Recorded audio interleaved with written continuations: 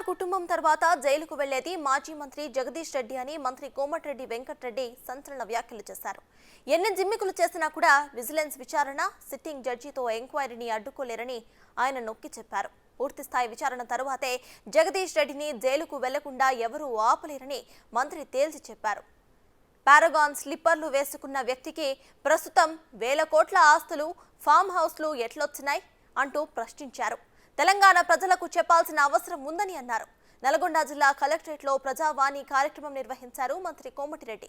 ప్రజల నుంచి వినతులు స్వీకరించి వారి సమస్యలు త్వరగా పరిష్కరించాలని కలెక్టర్ అధికారులకు ఆదేశాలు జారీ చేశారు. ఈ ప్రజావాణి కార్యక్రమం లేదు, ఆ గతంలో కాంగ్రెస్ ప్రభుత్వం ఉన్నప్పుడు ఉండే ప్రజల కష్టాలని, ఇబ్బందులను విని వారిని పరిష్కరిస్తూ వారికి అభాగ్యులైన వారికి మంచి సేవను అందించే అవకాశం ఇది అధికారులకు, మంత్రిగా నాకు కానీ ఇతర మంత్రులకు కానీ ఇది ఒక గొప్ప అవకాశం.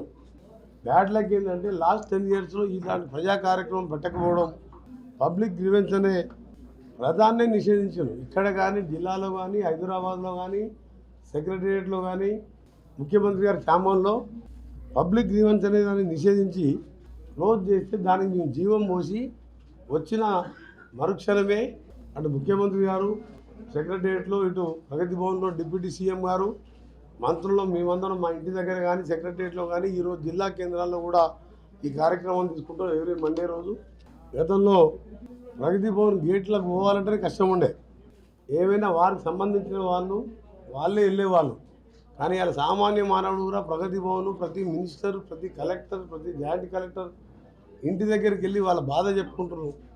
20-30 సంవత్సరాలకి ఆ సిస్టమ్ ఉండే.